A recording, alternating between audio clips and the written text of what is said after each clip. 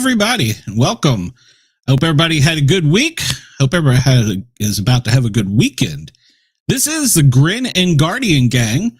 We are here to talk everything challenge coins. We're encouraging you to call in and describe your challenge coins or ask questions. Two of us are designers. And we also are encouraging you, if you'd like to sell your challenge coins, we want to be the QVC of challenge coins. If you're a reliable, reputable seller, I will send you the link. You can come on, you can talk about your coin, you can sell your coin, you collect all the money yourself. We do not do any money collecting at all. That's all on you. That's your responsibility. So we encourage people to do that. In fact, that's what we want. Our podcast is shooting up in the charts. We're only on show number 4. We're not only helping public safety out, we're educating people, and we're having fun. So my other 2 shows, I will make a big announcement, but I'll go ahead and tell it here. We have just been picked up by a network outside of Washington, D.C., and we will have the potential of 1 million listeners for my other 2 shows. So I can't carry this show there yet, but I will be advertising it on those shows. And we're also on WDJY, which is in Atlanta, Georgia, on the FM dial 99.1. So we're moving up in the world. The Sport Cat podcasts are growing, and I couldn't do it without my team, both the Grin and Guardian team, the Misfits team, and everybody who helps me out at Paranormal, guys. Love and support. I appreciate everything you do. All right, without further ado, I've talked too much already. Let's bring some people in here. We've got Matt. Hello, Matt. How are you? Hold on, brother. Good day. And we got somewhere back here. I got Corey Chuck, but I only got one of the 2. So how are you? Hey, how are you? You still got the black screen of death? No, I'm good. We're good. Okay. All right. Well, we have. I have invited tonight Barry Furey. He was my 911 director in Knoxville, Tennessee. He's also been a fire chief up in the north. He's very well educated, and he's a challenge coin collector too. So we wanted him to come in and talk a little about 911. Challenge coins, just whatever. So here we go. Barry, welcome to the show. We're glad you're here. How are you? Doing well, sir. Doing well. So how are you? Not bad for an old man. Well, good. Of course, I introduced everybody beforehand to you. Matt designs coins. I've designed a few coins. Corey has designed a few coins as well. I know that you said that you collected coins. How far back do you go with collecting? Do you have any communications? And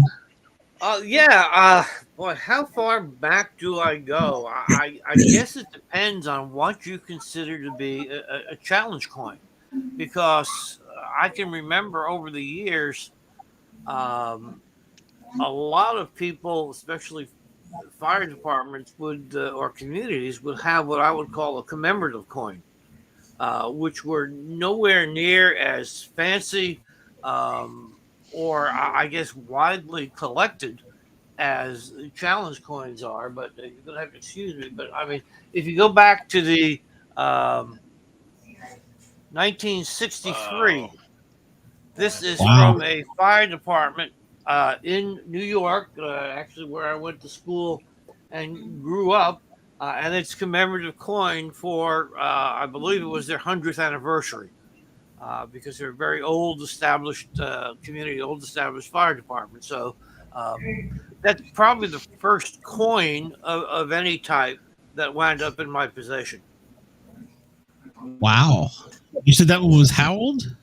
1963. Man. Goodness. I don't have one of those. That wasn't even thought of then.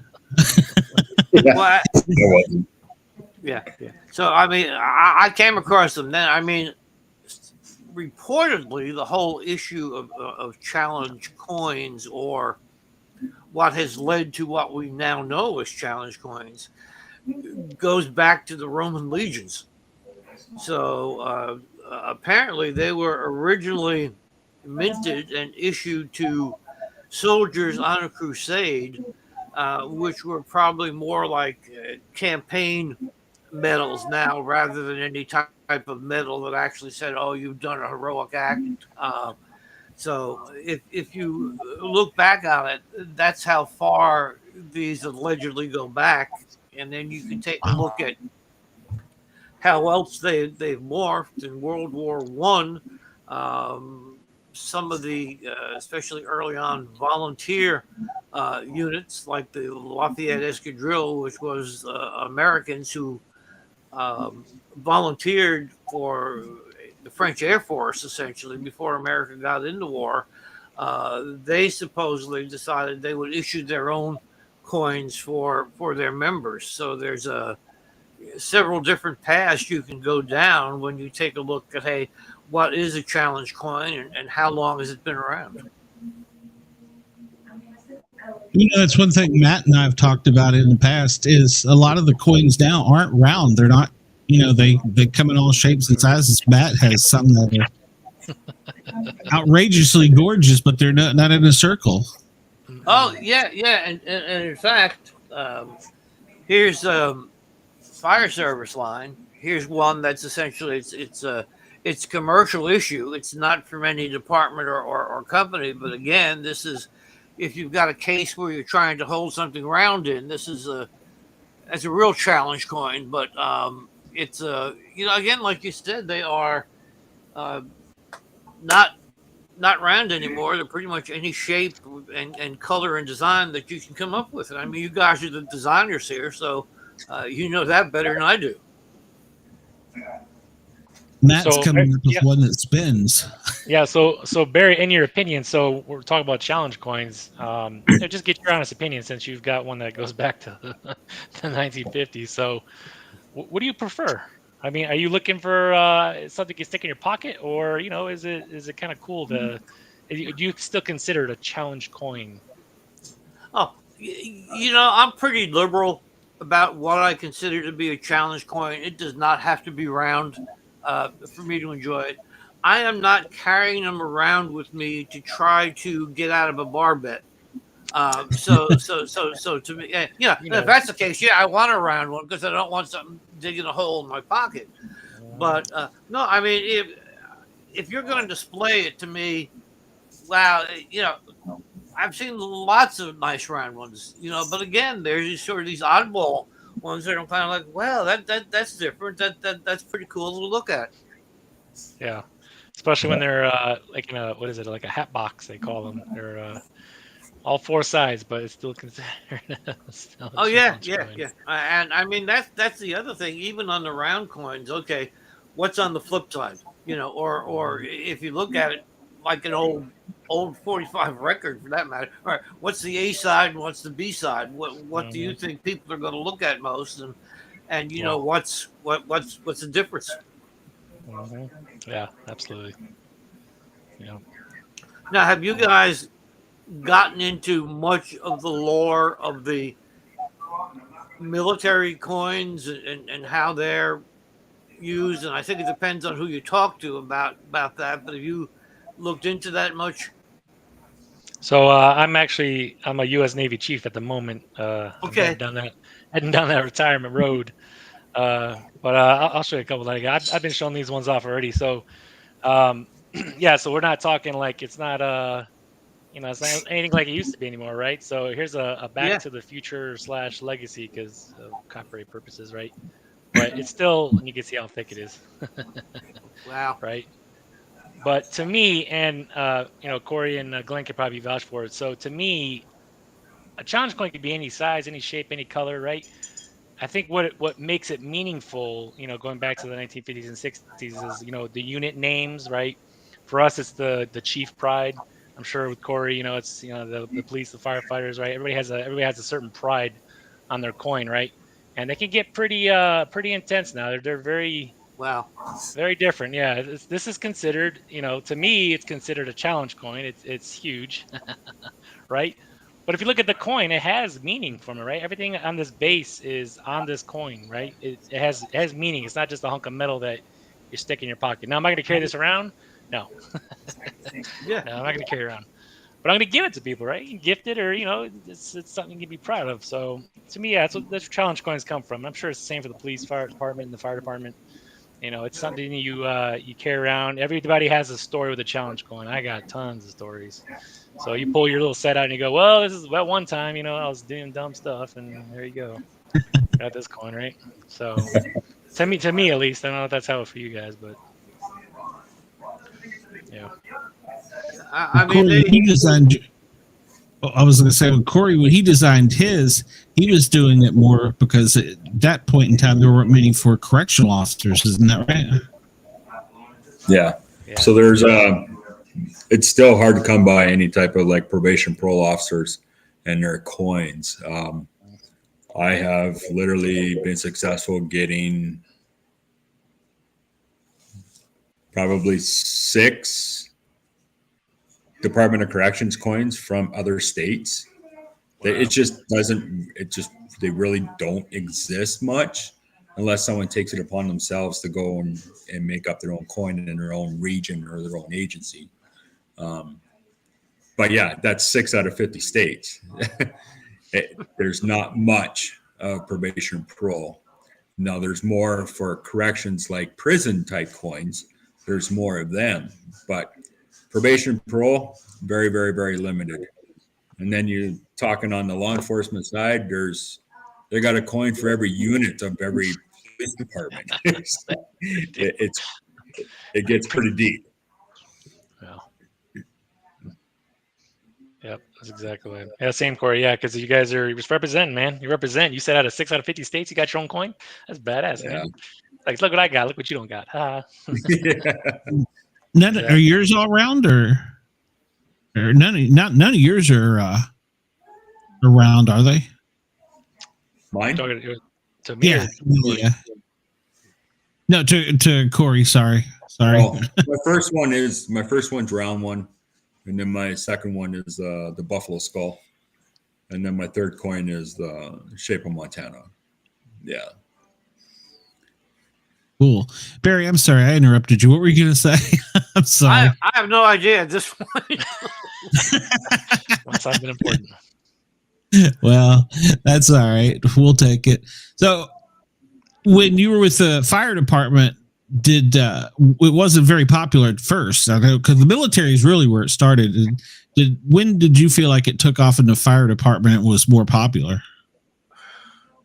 Man, that's kind of a hard one. I mean, I'm trying to remember about how long back it might have been when they first really started. I mean, now, like you're saying, they're everywhere, and they're used for every occasion. And I think, obviously, since the 2000s, they've been out there and around, and in some cases, they're starting to replace other things that used to signify special events. I mean, in the fire department, depends upon where you're at. Companies will have what they call wet downs or housings or christenings or something where a new apparatus is brought online. Well, back in the day, departments used to get ceramic mugs, and that was buy our mug for a fundraiser to commemorate that we've got a new apparatus. But now I see that's some folks still do it, but the change has been to go over to the challenge coin because you can collect a lot more of those in a smaller space than you can with the mugs. I mean, you get 10, 20, 30 mugs. Now you've got something that you got to dust and something that you got to have space for, where 10, 20, 30 challenge coins, that's a nice little spot on my wall here on this little case. So I can't really say when it started, but I certainly know it's in full force right now. Absolutely. Have you done one or seen one for any communications divisions, 911 centers? Who was that aimed at, me or? Oh yeah, sorry, Barry. Yeah, yeah. No, I'm sorry. Hang on. I'm going to be awkward and bend over here. So hang on. Oh yeah, it's all right. I'm just screwing up everything. So you have to pardon me. I did 2 hours of radio before I came on here, so I'm talked out. So Well, I'll actually show you two that I've got. For me, and I have some more, but the ones that had the most significance for me would be. Let me just see how I'm doing with this. This is the one from Raleigh Wake, which is the last 911 center that I managed. And we issued, and again, didn't normally issue that, but we did it for the 40th anniversary. I happened to be director at the time when the center had its 40th anniversary. And we issued that then. And the bottom line is, we gave it to some sort of like friends, but it was basically issued as a limited edition for the employees, for the folks who were there during the 40th anniversary. We made sure that everybody had a coin. Now, the most recent one I came across, and this is a recent issue, and again, I'm kind of awkward with trying to show this properly, but this is from the first 911 center that I managed. So I've kind of got bookends. This was a recent issue. It's from a center in New York, and so, like I said, now I've kind of got bookends. I'm not sure that the two centers in the middle of my career have issued anything yet. I don't think they have. But so those are two that I've got from 911. There are also 911 associations that issue coins. And for example, here's one from APCO, which is the Association of Public Safety Communications Officials, and they're sort of a sister organization, if I can find it, because I had all this laid out very neatly before we started, which doesn't seem to have done much for me. But here's the one from the National Emergency Number Association, NENA. So Nice. You've got 911 centers who are doing it. They're doing it for anniversaries. They're doing it for recruiting. They're doing it for sort of special awards or just for the heck of it, in case somebody comes in from another agency with a coin. And in fact, a couple of APCO international conferences a few years back, I know there were some folks who were advertising on the APCO bulletin board that they were going to be there with challenge coins from their agency, and everybody set a meetup at a certain time in a certain room, and so people were able to get some that they might not have otherwise had their hands on. So again, it's not to the level that the fire service is at the moment, but I've certainly over the last 5 years in 911 see it pick up. 5-10 years, see it pick up. That's cool. How many coins do you have total in your collection, Barry? Only about 50. I mean, it's not that. I'm an amateur when it comes to it, but I think each one of them to me has a significant meaning. Like I said, the bookends on my career there. Ones from fire departments that I've been in. Ones that have been given to me personally by friends. So, nowhere near, like folks who are really, really deep into it. But so far, the wife hasn't complained about the ones that I've got. So I think we can keep moving forward until that happens. That's definitely the most important, keeping the wife happy. Well, there are people that go absolutely nuts, but I think personally the ones, I mean, you'll see ooh shiny that you got to have. Like I found one about the Miami mall invasion of aliens that somebody did, and I was like, okay, I got to have that. That's just too cool. But I mean, for the most part, there's something that means something to me. So I was going to show you this one here. I showed this on the, hold on, let me move the logo. You'll recognize this. This is Ronnie Patterson's patch. Yeah. And the family asked me to make the coin for them for Ronnie that they wanted to give out to loved ones and family members. That's his Paramedic patch and number on the back. And I still got quite a few of these, but the family asked me to do that. So once again, it had a personal connection, So, and it trying to explain getting the sun sphere on a patch to people on the other side of the world. I mean, I had to send picture after picture, and it was a horrible mess. But I sent a picture of the patch, and I was like, make the patch. So, Yeah. sometimes things get lost in translation. So, but Definitely. yeah. Which one do you think means the most to you? Have you got one that you feel really attached to? Well, let me reach over here. And if I've got to pick one, this is fairly simple, but it's from the first fire department that I joined, where my father was also a member of that fire department for 65 years, actually. And so it's, this to me is really the most significant. And again, what they did with this one is they put St. Florian on the backside, which is, again, a patron saint of firefighters. So, yeah, I would say that of all of them, that one really has to be the most significant to me. That's nice. That's nice. The history's there. Oh, yeah. And one other thing I want to get from you before we cut you out of here. You're welcome to stay as long as you want, but I know you don't got all night with us.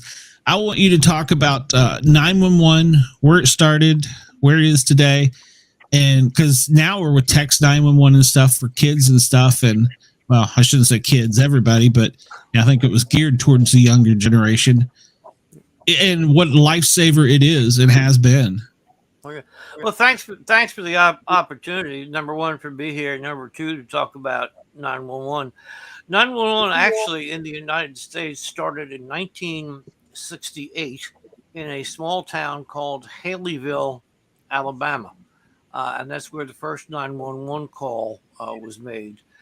It has now morphed to where it is pretty much nationwide. There may be one or two small pockets yet that don't have it, but in 99 point whatever percent, to the degree that there are 240 million plus 911 calls made every year in the United States.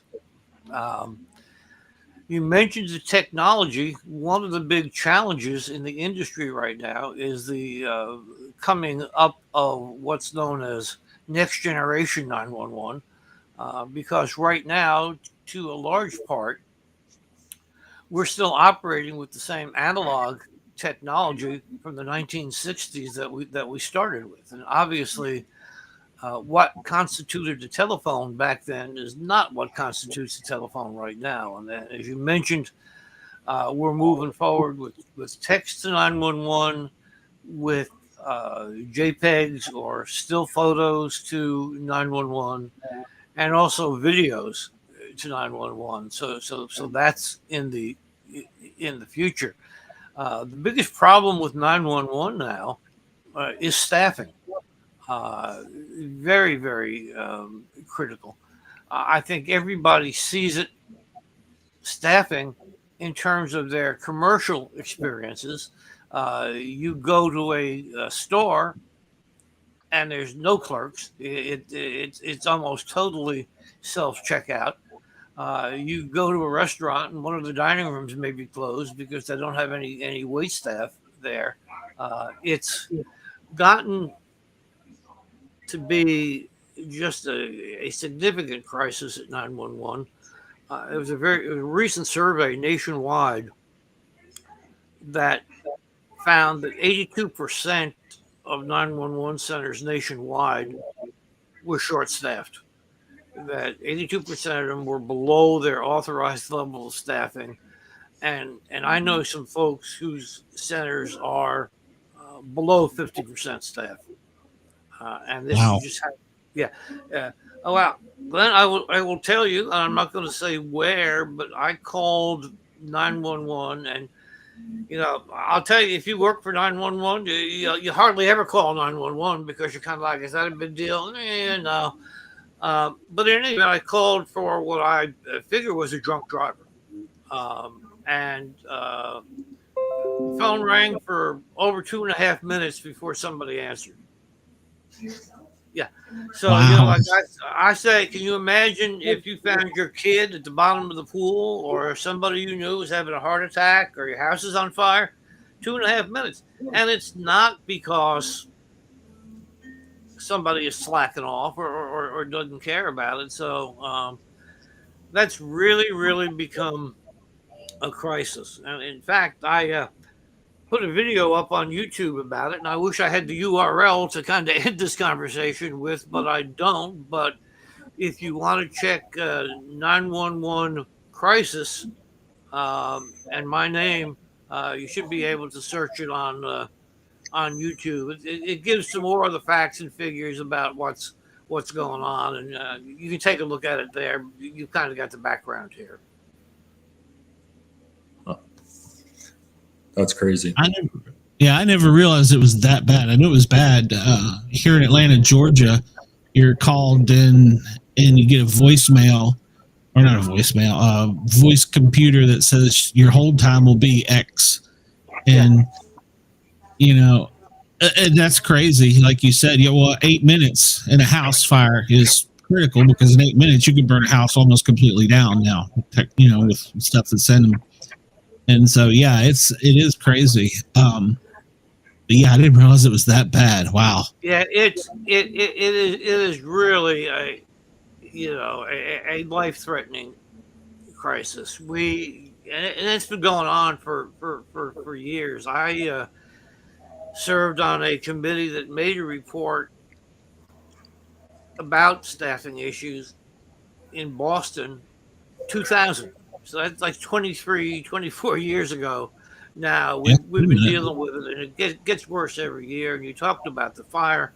I recently read in one city where they're encouraging people to call the fire department directly because they're having such trouble getting through to 911 in a timely manner.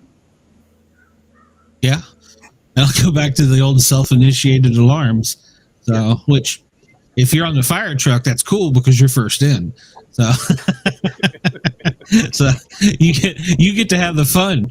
Well, I know in Washington D.C., one of the things that they're using, I think it's actually PG County, is they now have drones, and when a big car crash is called in, and you get calls for, it's in the northbound, it's in the southbound, it's east, it's west, it's this side.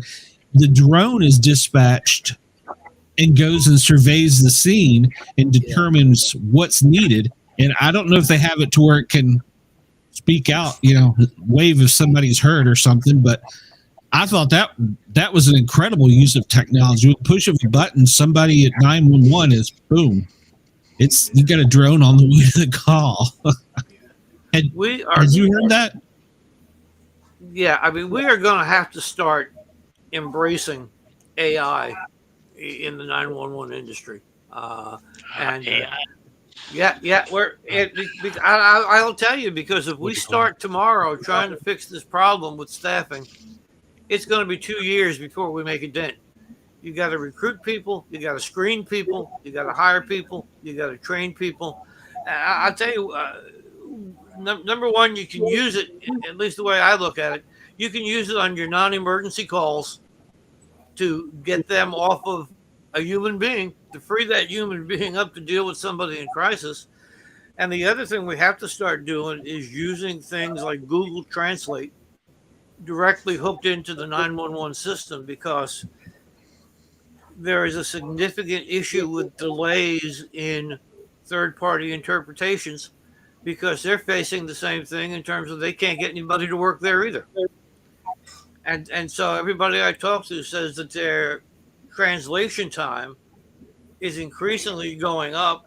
And then if you've got Spanish is, you can usually find somebody who can speak Spanish, but some of the odd languages you get, I've managed 911 centers in communities, 3 communities that had large universities: University of Illinois, University of Tennessee, NC State University.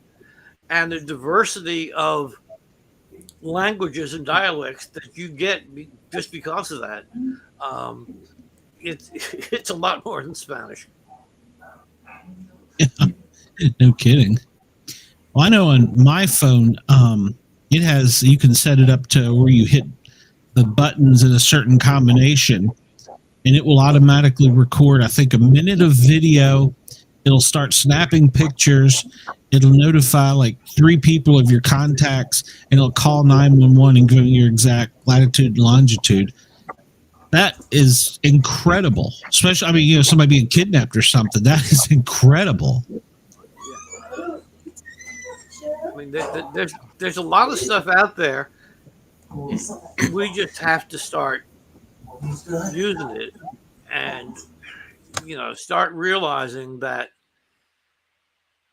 this isn't your grandfather's 911. We've got to stop, instead of looking back how we've done things for the past 50 years, and start looking ahead about what's going to work now, because what we're doing is not working. Mm-hmm. Yeah, and you can't just throw people at it like you said, because it takes too long to train them. I have a friend. He brought me into. They have a center it's a small town inside of Atlanta, but they have cameras on pretty much every street corner, tops of poles and stuff.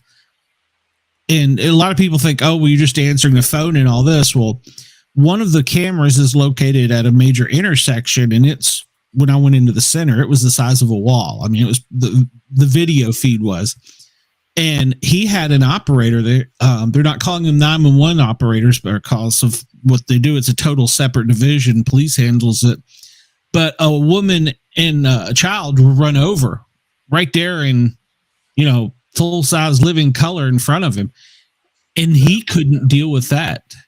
So, with that technology as well, you're seeing stuff in real time in some cases, and the people part, you can't train somebody for that.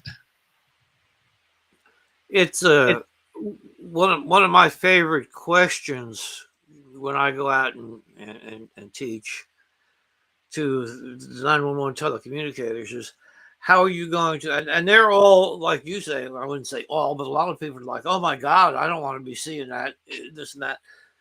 I asked them, what are they going to do when the video becomes two-way?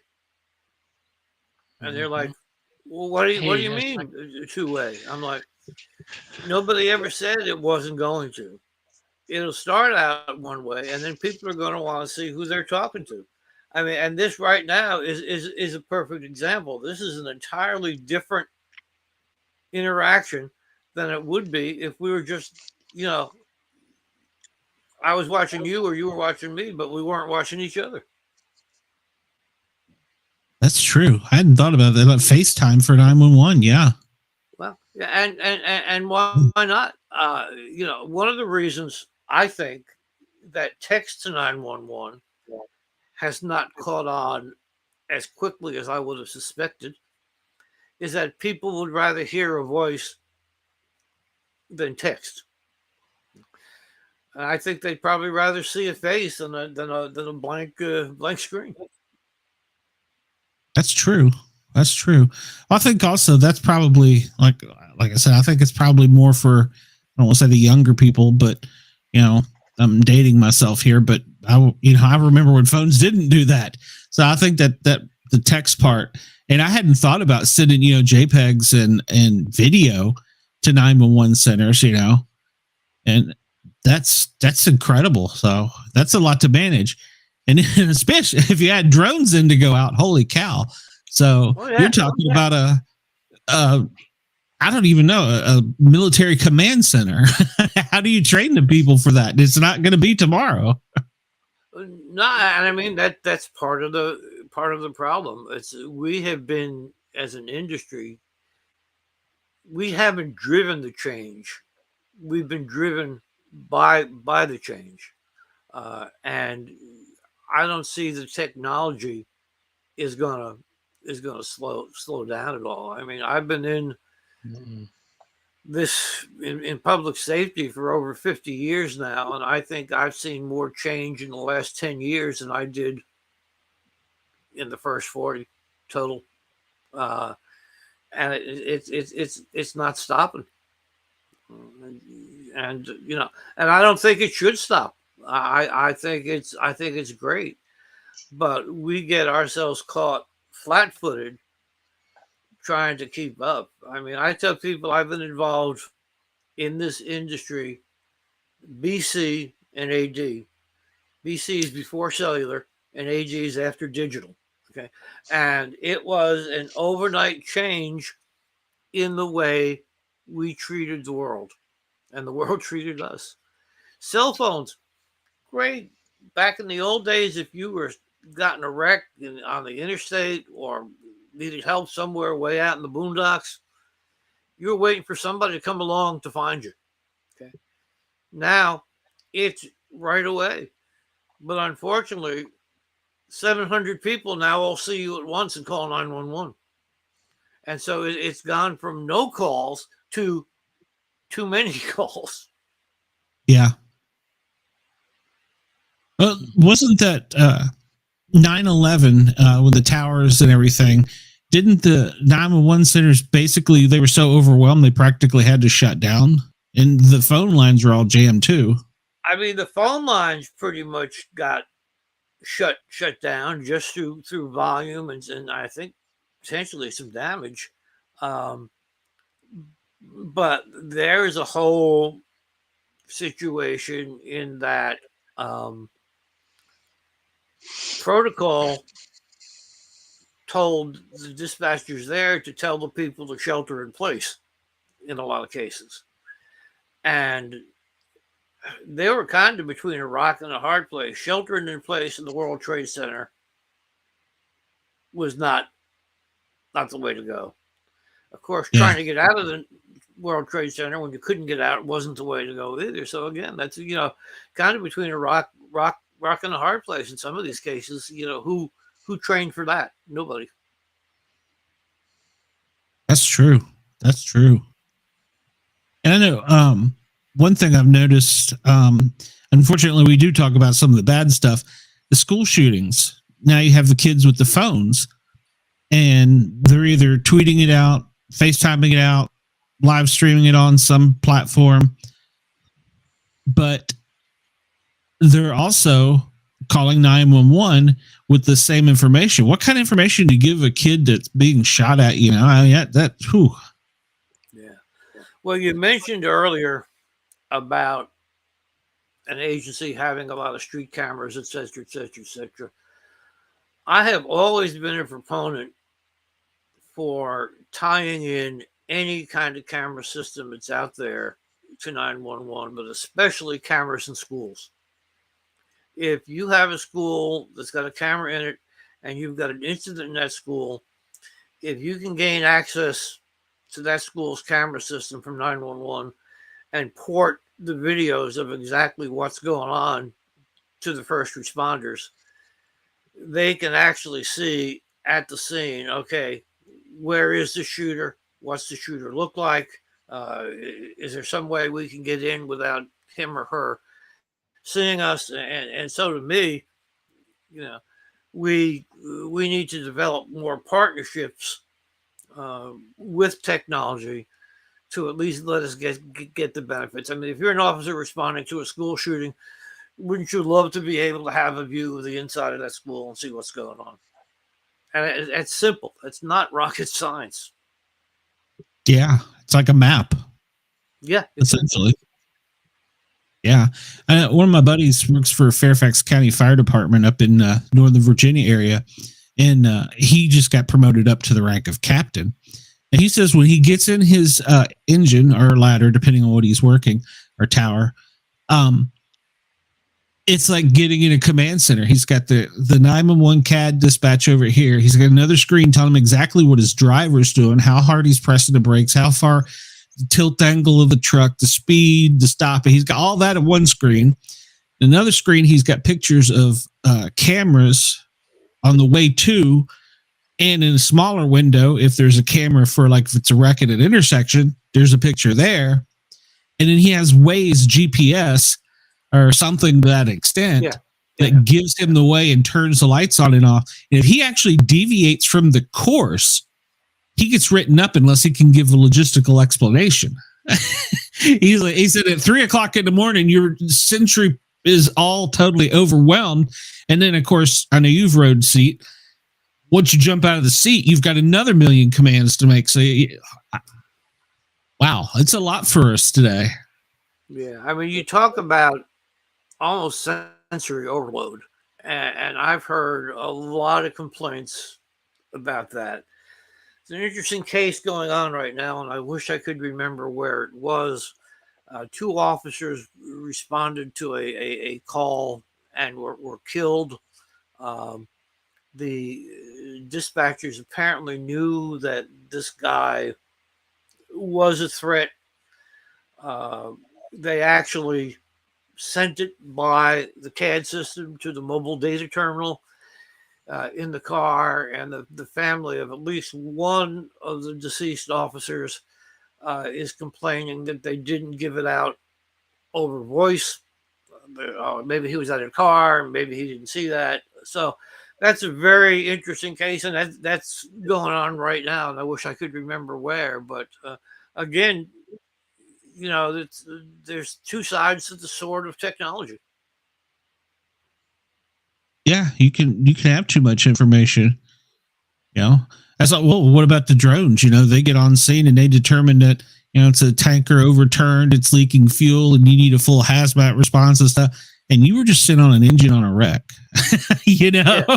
So, or something to take. We're a year away from what happened up north with the train derailment. Take that for instance. So.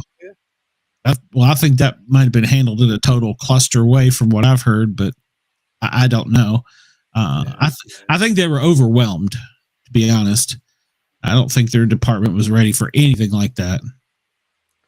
Well, if you take a look at the history of disasters, they are not always in the big city. I mean, the Connecticut school shooting. Okay, small. Not a big city at all. In fact, a lot of the shootings or hazmat material incidents that you're talking about are in fairly small and sometimes isolated communities. Yeah. Well, my son moved to Vermont, and it's volunteer EMS up there, volunteer fire. I'm 55 years old, and I'd never heard of volunteer EMS. Never once. It's where I came from, and in fact, some of it is still volunteer EMS where I came from. They have paid paramedic service, but they run BLS, and in fact, some of the volunteers actually do run ALS along with the paid paramedics. Wow. Wow. Yeah, it's hard to believe. Andy, welcome to the show. Andy, this is Barry. Hi. You've missed a good conversation talking about it. And I want to get in you've got to have being an old fireman, you got to have some good old war stories about firefighting to tell us before you go. I know. Oh, well, I think the statute of limitations is probably passed on some of it, but one of the calls, I actually was working dispatch at the time, and I dispatched my own department to a house fire on a particular road. And one of our assistant chiefs showed up on the scene and said he was on the scene, and another one of our assistant chiefs showed up on the scene and said he was, and these two guys are arguing over the radio. Well, where are you? I don't see you. It turns out that we had two abandoned houses on the same street on fire at the same time, apparently, but they were not near each other. One was on the east side of the street, and the other was on the west side. So apparently somebody with nothing better to do had gone down and set abandoned houses on fire that night. But to listen to these two guys argue about, you're on the scene, no, you're not on the scene, yes, I am, I'm right in front of the building, no, you're not, I'm right in front of the building, was kind of interesting. I guess another old war story was that I was still in the meeting, getting sworn in as chief when I got my first fire, which at that time was the largest dollar loss fire we had had in the history of the community.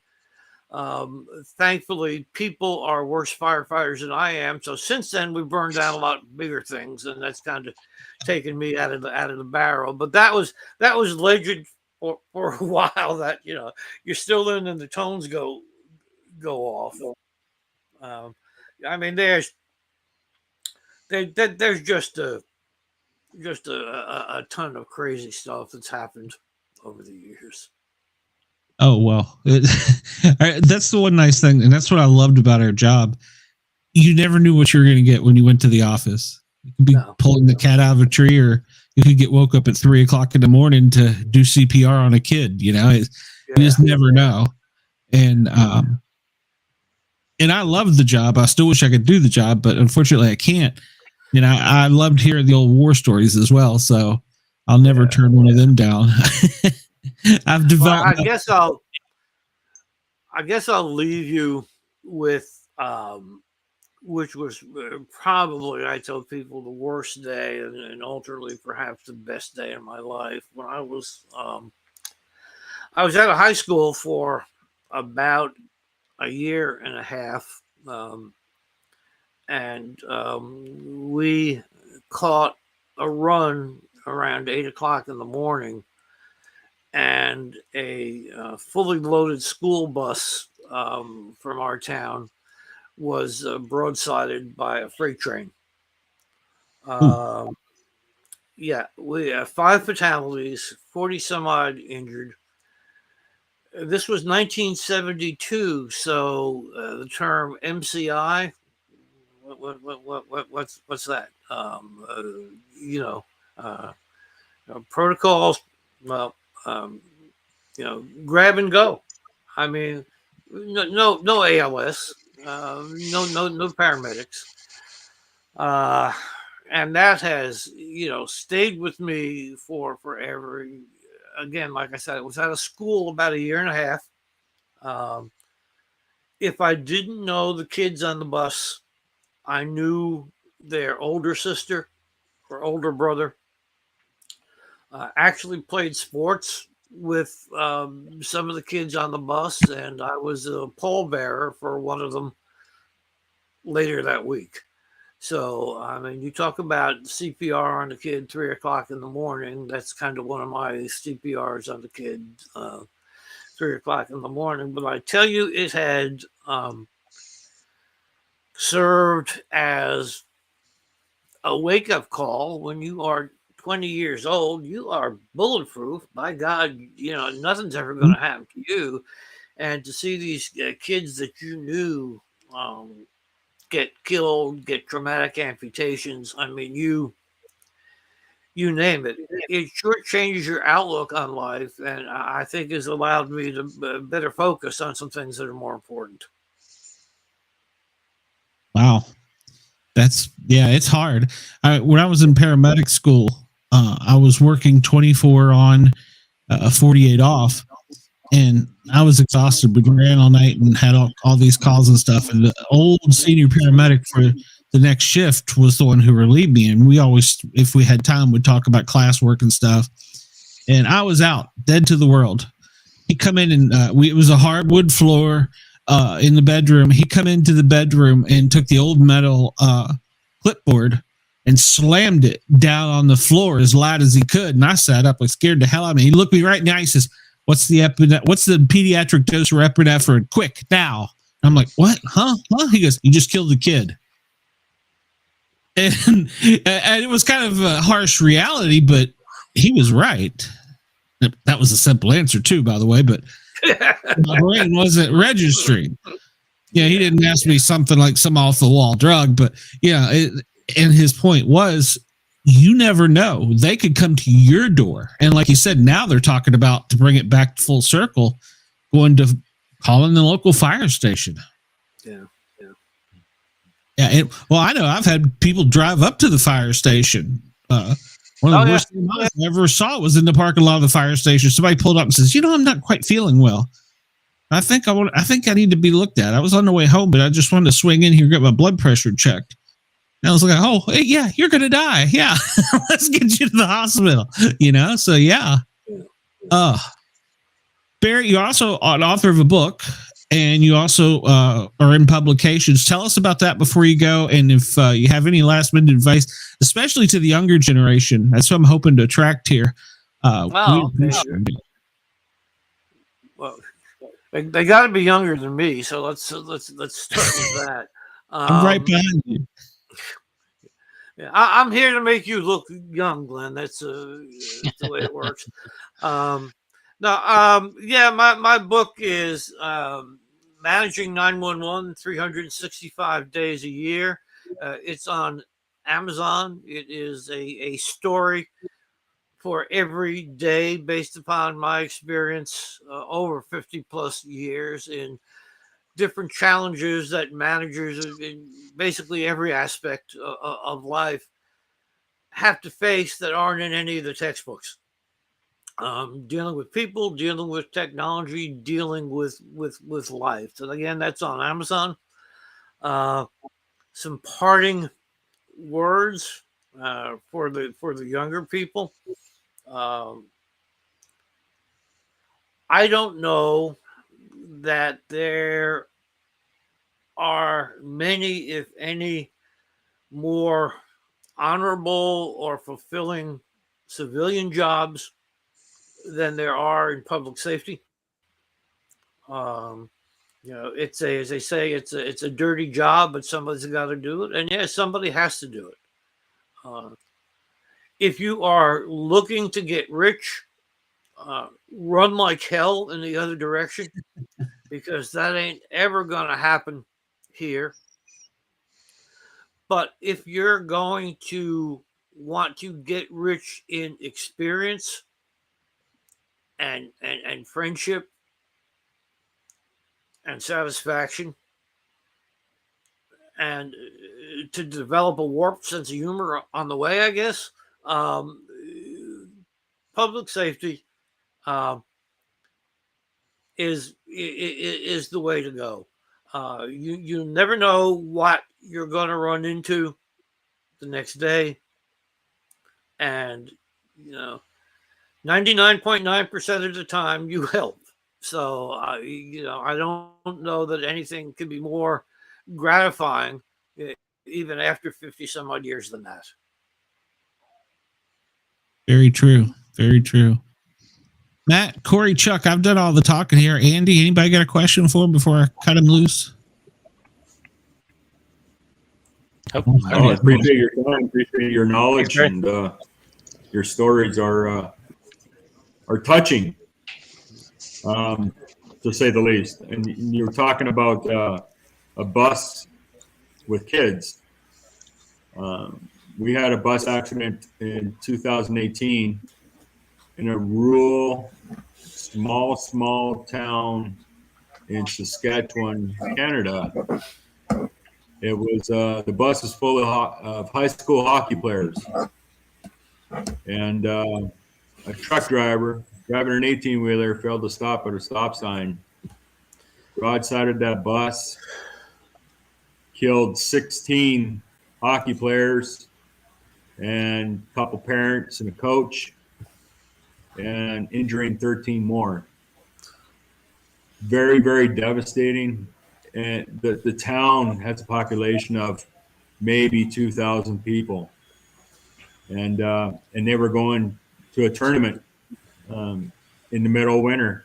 Actually, it wasn't winter; it was in April, but there was a lot of snow on the ground. But yeah, it can happen anywhere. It can happen anytime. And 911, it's a lifesaver, and it's a lifesaver for everyone. Being as rural as they were, it took some time to get the cops and EMS and Mercy Flight to that particular spot to provide any type of medical necessities that needed to be done. The thing that we had going for us, even though we were a small community. Uh, our jurisdictions were also small in terms of land area. And so help was really, really close by. Now, back in the day, we handled it with 3 fire departments and a number of ambulance corps because that's where the need was in transport. And again, the railroad bed had over the years gone from 3 tracks down to 1 when the importance of the rail in the region went down. That gave us basically a roadway right past the accident scene, and whoever decided to set up an immediate protocol that the ambulances enter on the north side and exit on the south, that simple decision probably saved, I can't tell you how many lives, because we were able to clear the scene of victims in 45 minutes. We had 40 some odd living casualties. Yeah. It's devastating hearing those stories. Shit can happen in the blink of an eye, and it's worst case scenario. And talking about volunteer EMS, there's volunteer EMS up there as well. Being in rural Montana, where we live, we have volunteer EMS 20 miles from our doorstep in these small communities, 20 miles away. They're all volunteers. And it's crazy. And we have a lot of mountains around us too. And thankfully we have the Air Force here too that provides, they have helicopters that have actually provided a lot of life-saving rescues for the community of Great Falls and Montana, because they fly all over helping provide rescues. And just to 911, here's a little bit of tidbit of information if you guys didn't know. If you were to fall down a cliff and you're alone and all you have is your cell phone, take your SIMS card out of your cell phone. When you go and try and call 911 or they try and locate you, your SIMS card, if it's being in your phone, will contact to the reaches cell tower that you're the carrier of. If you take your SIMS card out of your cell phone, it reaches the very closest cell tower that you're at. Doesn't matter what carrier it's at. But what if you have an eSIM? Yeah, I don't think I have a SIM card. Don't know what's that. Corey, killing me. Get screwed. I'm gonna die. Right? No, Well, we got the emergency SOS. I listen to Fairfax County a lot, and I thought they had to get permission from all the carriers or whatever. I hear them saying now they're pinging it and they're getting like exact locations. Is that, Barry, do they have to get permission to do that, to use that GPS latitude and longitude like PD? Or You know, things change from state to state in terms of 911 regulations. I mean, that's what I always say. You know, Nina says, one nation, one number. And I had legislated 50 different ways and managed over 5,000. But what's happening now, again, are a lot of, there's some companies out there that are vastly improving the standard location technology, where you can almost literally follow somebody walking through their yard with it. So I mean, there's a lot of things going on, and I would really, like I said, state to state it changes, and I would really have to take a look. But again, when somebody says ping, they may mean something completely different than what it means to you and I. I mean, on a cell call, there's the ability to what we would call rebid the location, and that is it's almost essentially like a ping. So again, it depends on how they're using the terminology, I suspect. Okay. All right. Yeah, I've heard of people down in Great Falls will fall off of the cliff, trying to get that great picture, and they don't know where they're at, and they'll use their phone to get their exact location, and they will literally walk the responders into them. So I think it's cool. So, Matt, Andy, you got any questions before I let him go? He's a wealth of knowledge. Not that I can think of now. And I appreciate him coming in. But gentlemen, it's great to meet you all. Maybe I'll be back at some point and tell some more stories. There you go. Listen Listen to more stories because I love that more than telling. So I'd love to hear some of yours too. Very good. And hey, if you decide to make a challenge coin for any of your departments, let us know. We'll hook you up. So. All right, great. Got you. All right. All right, Barry. Thanks again. Yeah, we'll have you back sometime. I appreciate everything you do. All right. Good night, guys. All right, bye-bye. See ya. Wow, that was a great little interview there, and it got, I think, a lot of information. I didn't know some of that stuff. And like you're always talking, Matt, AI. I never thought about just FaceTime. Yeah, and that's it's actually what he's talking about, Glenn. That's kind of already there already. I don't want to get too techie on you, but there's these things called API controls where you can basically make the AI be your secretary, if you will. So say you got a website, right, and you want to have the standard questions that someone asks you, right? Like, oh, how much does this cost, or where can I go to get this? Or they actually have set prompts that will help you, navigate to that. So that'd be something cool to have for 911, because the AI can also do, like he said, people have this different dialects of Spanish, right? So, someone's screaming on the phone trying to get help, and the other person can't understand them. It'd be faster, if you can, get the right information out there. That's true. But are we giving them too much information, as Musk says? Well, like I said, when we were talking about backstage with AI, right? Because we definitely should do a show just on AI. I could talk about AI all day long, but it is definitely coming up there. It's coming up fast. And since we're talking about challenge coins, I sent you guys in our group chat, some AI generated alien coins, right? It's amazing because it's, like I was telling you guys, you weren't here, Andy, but we were talking about how the AI is working now rather than what it could be working like in 10 to 20 years from now.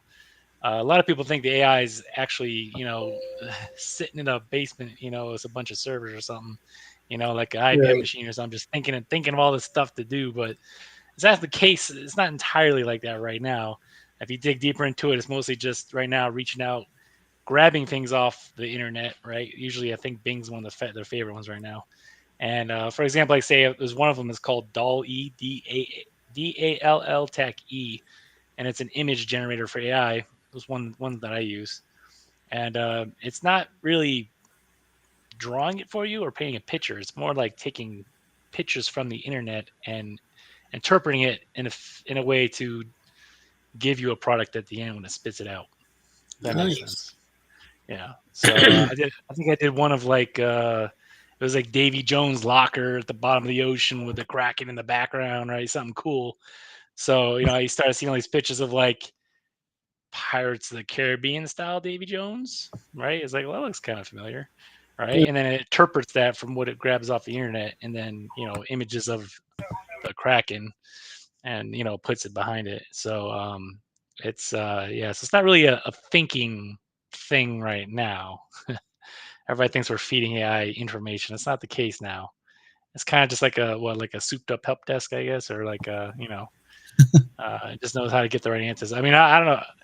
I don't know about you guys. I've been doing taxes in this thing, and all kinds of stuff is helping. Don't be giving any personal information, but it's definitely there. The right reason to have it is there because it does help increasingly a lot. Did you guys hear about the what is it, the McDonald's? I forgot which country it's in. The McDonald's is ran completely by computers, by machines. No. Yeah, I Flipping did hear burgers, that. flipping burgers and everything. It's all just ran by machines, right? You just go in and walk up to the machine and tell you what order you want, and then all these robotic hands are making your meal. So yeah, it's pretty crazy where we are in the world when it comes to technology, and AI is just another crest of the surface that we're breaking right now when it comes to expand that technology. But at the same time, when we talk about that situation, and a lot of people probably gonna be out of jobs, right? Because AI could technically replace all that stuff. So True. definitely need to be careful. Definitely need to be careful. He could probably replace Glenn right now talking on the radio. It'd be a virtual Glenn. Talking about challenge coins. You never know. Probably be smarter and sexier. Funny looking. Yeah, but yeah, it's an interesting topic. I hope probably one day we'll integrate that on there. But in the sake of talking about challenge coins, yeah, I use AI to people feel like you're cheating. You're taking shortcuts, right? Like, oh, what is that? Like, you totally made that with AI. I was like, yeah. But, I asked the AI, like, okay, I have an idea for a coin. Like, okay, so it's traditional, it's round, it's gold, and, it has to be Navy Chief inspired because I'm a Navy Chief, right? Go, give me your ideas. And it just starts spitting them out, right? And the good thing about it is you can curse at it, yell at it, do what you want. It's just going to keep giving you answers no matter what you take it. So I have a horror story with that. When, what you got, Glenn? I was having a Corey moment with my brand new phone and trying to get Google set up, and need to turn it off. I'll judge you at all, Corey. This was back, I don't know, 5-6 years ago, so not long ago, and I am like cussing it, and I was to the point, Google, you mother, and yeah. And you know what Google did? Google texted my mom at 2:00 in the morning. One word, fucker. Yeah, that's real quick. Wow. So Google doesn't have a sense of humor, does have a sense of humor. I was like, bastard. You just gotta watch what sites you go on, right? Yeah, right. What was the one with the? Do you guys hear about the Alexa one? So people be sleeping at night, right? And you got your Alexa set up in your room or somewhere, and it would just start talking like in the middle of the night. I mean, I don't know about you guys, but if someone's talking in the middle of the night, I'd be like, "What? What are you talking about right now?" Shots fired. Your package wasn't delivered today. What? What? It's 3 a.m. I don't care about that right now. Like, oh yeah, it's been some. I guess I got over the kinks and the bugs, but we don't want to know what Chuck says. What I do want to know is, did you finish that gigantic steak? Oh yeah. Hell yeah! I feel like I ate a baby. Wow. Yeah, it was what? He had 5 pounder? I don't know. It was huge. I ordered just a regular one, and I come back. That's a regular one? To the table. No. I ordered a regular one. Jeez. I told my wife, I was like, here, just order this one. And I come back, and she's like, yeah, I ordered this one. The lady comes back, hands me an empty plate, and she's like, your steak will be here in 45 minutes. I'm like, it's medium rare. She's like, yeah, but it takes a while to cook through that thick one. And I'm like, and I looked over, and she's laughing, and I was like, oh, have you ever seen Great Outdoors with who is it, Jen? John Candy? Yeah. That's how I felt. It was like so embarrassing. I was like, well, go big or go home. So everyone's looking at him. He's got this great big monster steak. So I pound it down. Yeah, you had to plow right through that. No meat sweats or anything. You just went all in. Holy cow. Go big or go home. Yes. You got me through about 2 or 3 days. On my other show, The Misfits, one of the guys has a steakhouse in his area that photographs everybody that comes in. It's like a tradition, and they photograph you while they're eating. And some of the steaks that some of these guys are ordering, we're looking at the pictures he's showing online going, how did they do that? The thing is huge. It's an ox leg. Well, was it good? Did you enjoy it? It was good. Yeah. Good. That's all that matters. Is we get you ever been to Vegas? Yeah. I have, yeah. Have you eaten at the Heart Attack Grill, Fremont Street? No. Heart Attack Grill. No, but I heard about The it. Heart Attack Grill. Let me Google that real So quick. it's literally you walk in and they all put the hospital gowns on you, What? and all the nurses, Yeah, that was all on the the Food Network. waitresses, all the waitresses are dressed up as nurses, right? And it's entertaining. There's lots of visuals. Anyways, they have a burger there, so every patty is a half pound. So I ordered the 6 patty. It's the quadruple bypass burger. Oh my god. Yeah, So it's Oh my god. it's 6 patties, 26 slices of bacon, and 28 slices of cheese, Jesus, and a pound man. of fries. Oh. I ate that. Took a little bit, but I ate that. But yeah, Wow. that's the biggest. More power to you, bro. Damn. More power to you, brother. Yeah, so if you don't eat it all, they make you grab onto this handrail, and the nurses come by with a little wooden patty back, and they slap your behind for not eating it all. Yeah. My kind of place. And anyone that weighs over 300 or 350 pounds, you eat free. There's a big scale right in the middle of the restaurant. You go they step weigh up on everybody. it. Hey. They weigh everyone. Yeah. If you weigh They over also have one 350, called the you cardiac eat free. arrest burger. Yeah. I think they just Yeah. added to that one. That's like an 8 or 10 patty burger. Yeah. It's crazy. And your milkshake come with like a hunk of lard sitting on top of your milkshake. Oh my god. Oh. Yeah. Right, And then right when you're away. done, they wheel you out in a wheelchair. Still with your hospital They gown do. on. It's quite fun. It is. But That's funny. You know what? We need to contact their management and have them have challenge coins for like the biggest one. You get a coin. right? Exactly. That's a good idea. That's a good idea. Matt, get on that. Design a cardiac arrest hamburger coin. Just ask the eye real quick and see what happens. Yeah, see, he's gonna have it in 5 minutes for us. Wow. Yeah, I would probably buy that coin, to be honest with you. You would. Well, because it's cool. So that's like I said, it's got the cool factor. Yeah. You would. Oh, I did our department.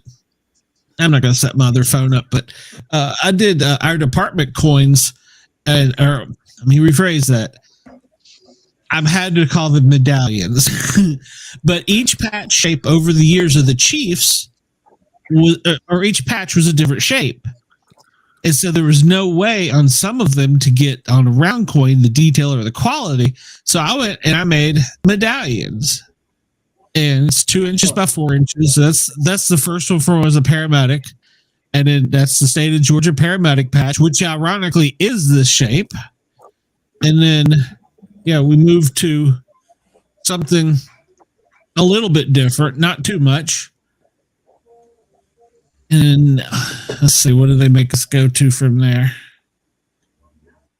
So, yeah, I had to wear that paramedic patch. Conveniently speaking, DeKalb County in Georgia never actually wore the state paramedic patch that's required. And then another chief switched us to that. That would be easy to make. That's round. I could do that one. But then the new chief came in and decided he wanted something totally different. So he had this kind of odd shaped patch. And so I had to make this one. I was like, you guys are killing me. And so when I come out with a series showing, our patch progression, a lot of people complain, well, that's not a coin.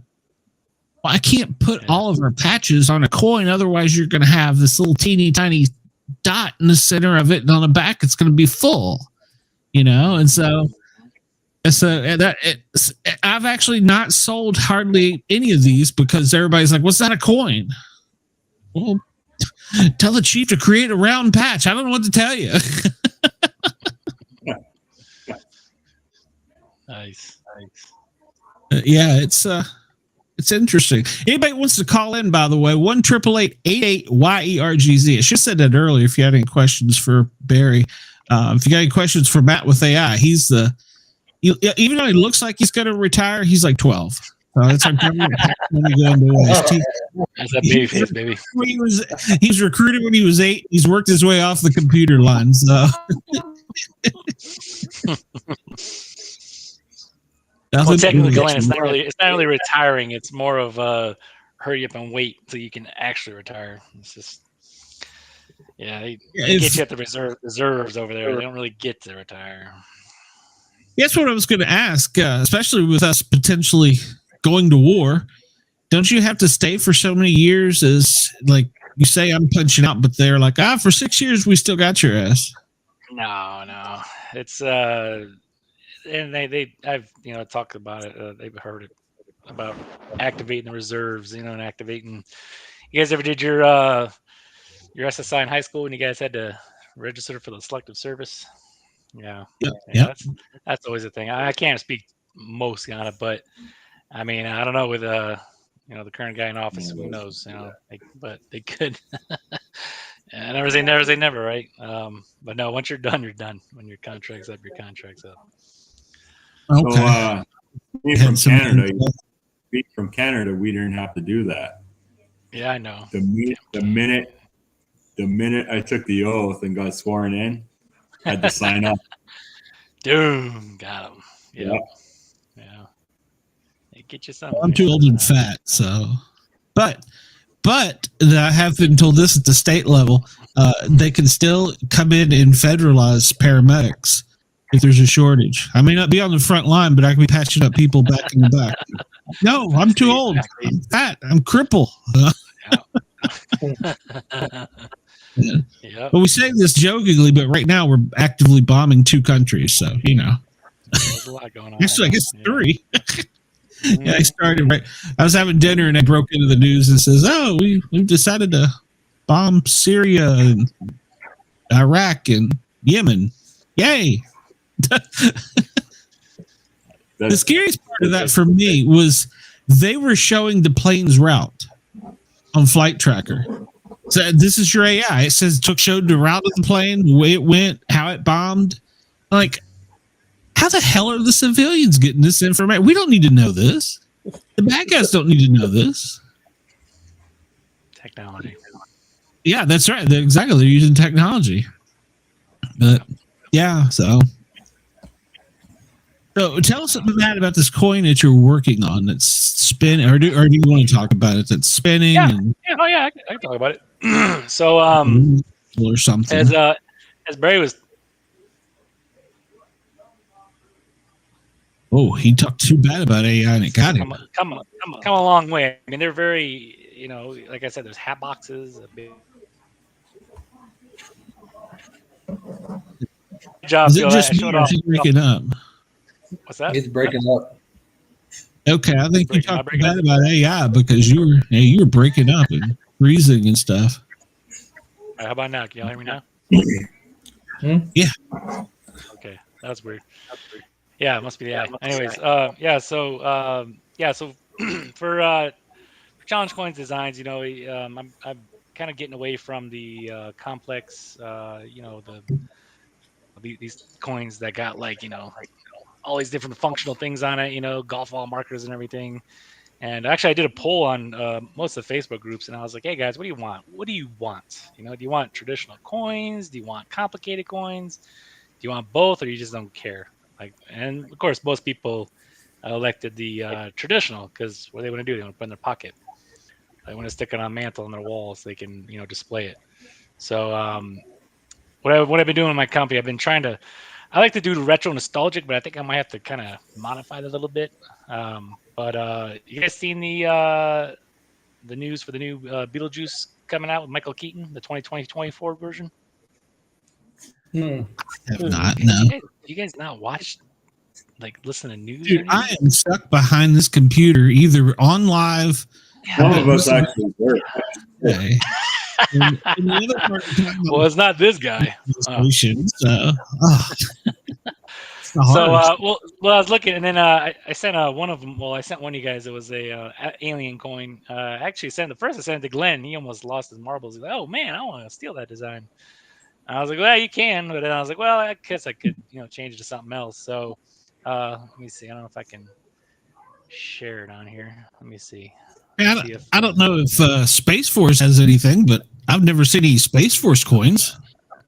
it'd be funny because if there was any Space Force, it'd probably be like, aren't they using like the Star Trek logo on their stuff? Mm-hmm. I actually think Have you guys seen their flag? Have you seen like their actual flag they got?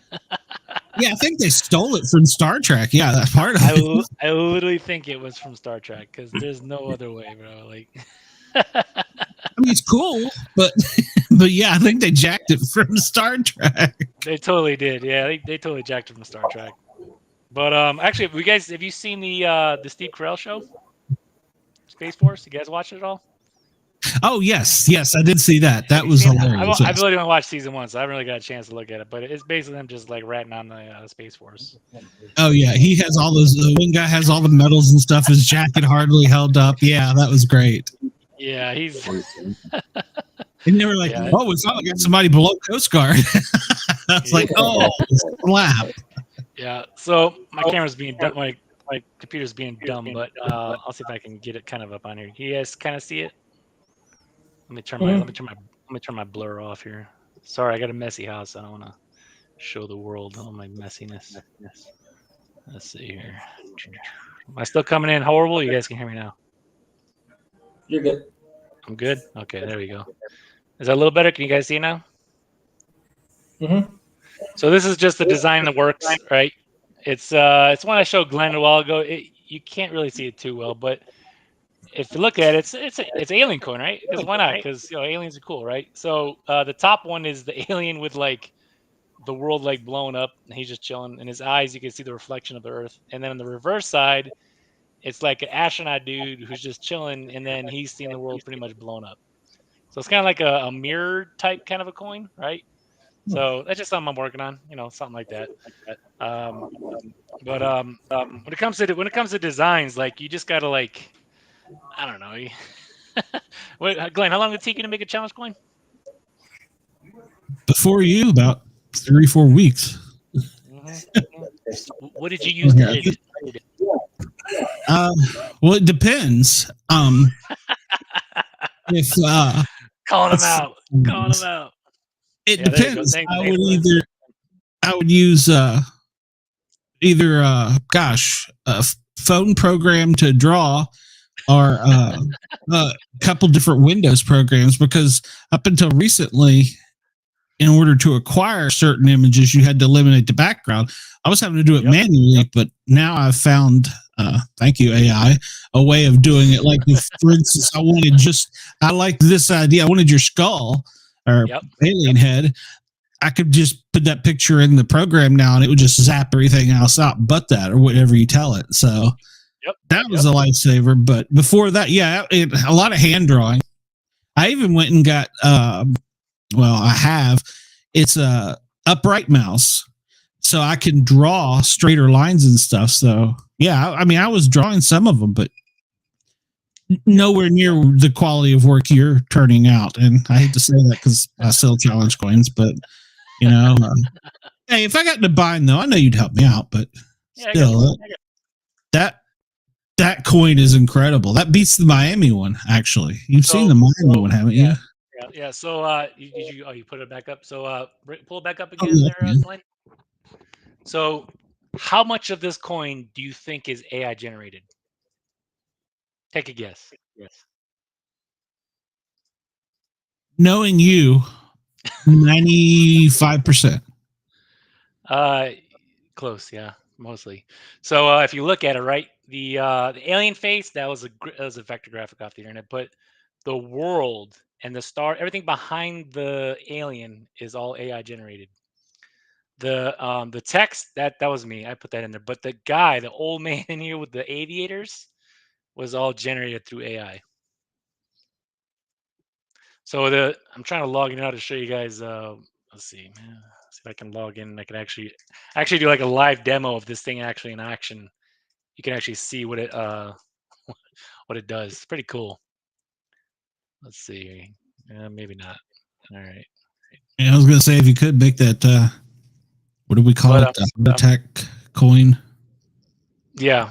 But again, this is just like this is just in in design. But if you guys look, the Intergalactic Threat Response Authority, I did not come up with that.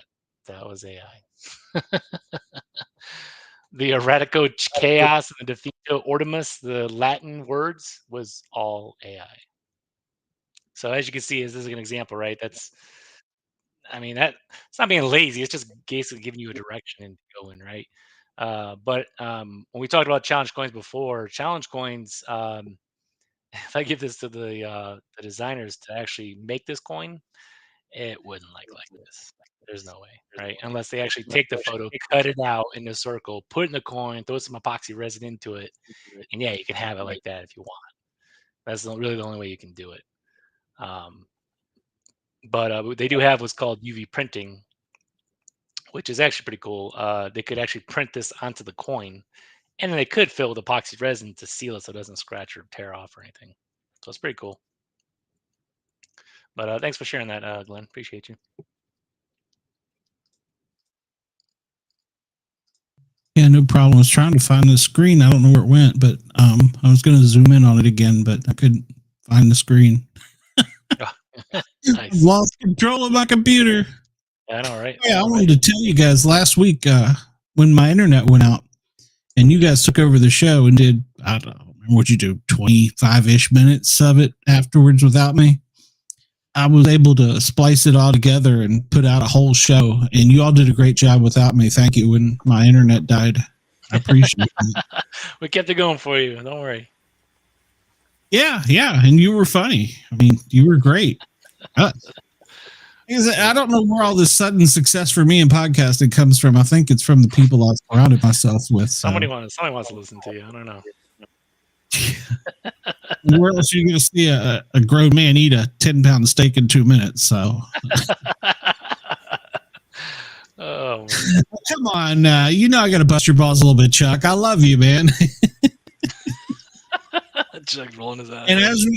And as we go on, I'm sure you will find something to bust me on. I'm sure. I'm almost 100%.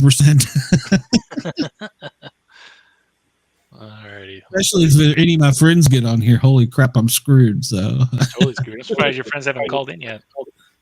Ooh, don't give them any ideas. All right. Let me see here. Last week we had the interesting call there where they were telling us all kinds of stories about Corey. So. All right. Oh, so I can make contact. I can make contact with one guy that can just get on, call in, and make Chuck turn red. Oh, I don't know that. yeah. Oh, really? Who? Should we? Oh, yeah, who? Darren? Oh no, he's probably drunk right now. Well, that book might make it even better. As long as you don't take it personal and run away, Chuck. I've had that happen to people. They're like, "Oh, I love you," and I never see him again. So. Oh no! So, be able to take it. Here we go. Let me tell this real quick. If we had, if y'all had watched the Misfits last week, well, it went away. I shared it and it went away. I don't know where it went. Go ahead. No, I shared it and it went away. I was going to say, if you had listened to last week's Misfits, we were doing a game where the computer asks a question and I read it to each person. Oh my God. I was almost embarrassed to ask Andy 2 questions that just, if you watch the show, I was dying laughing, but I had to ask him if it was okay. Finally, one of them said, would you rather be glued to an airplane wing or the front of a cruise ship? And I was like, oh, that's bad. I can't ask Andy that. But a little bit better. It got even better. And for those of you that are listening in or joining in later, it's okay to say, right, Andy? Yeah, go ahead. Andy's confined to a wheelchair and pretty much has been all of his life. And the next question that came up to him, would you rather be able to stand your entire life or not, or to sit down your entire life? I'm like going, oh God, I can't ask him. But Andy is a great sport. He took it well. I love Andy to death. So Yeah, but you forgot the third question. The burping, farting one. Oh yeah.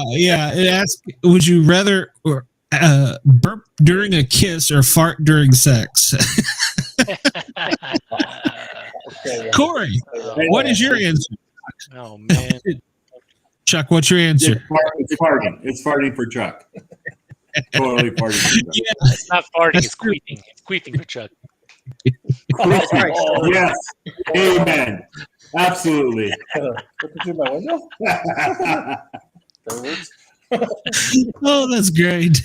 Oh man, you guys are too much. We're about to get kicked off live radio.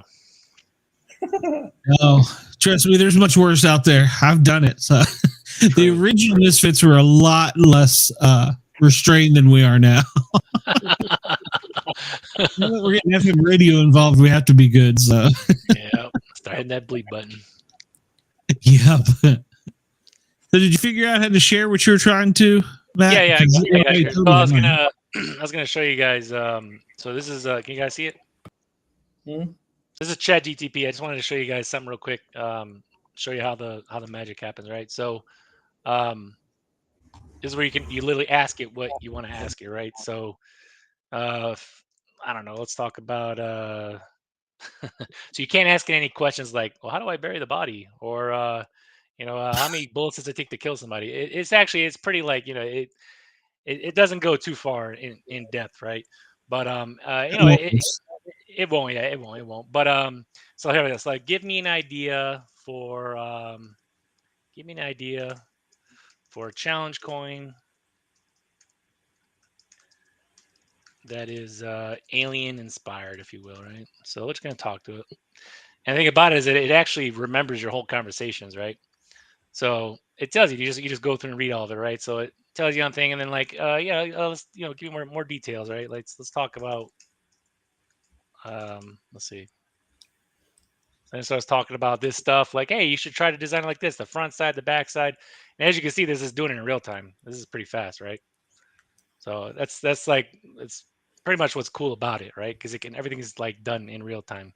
And remembers your conversations, because everything that's posted on the side here, it goes back and it'll tell you.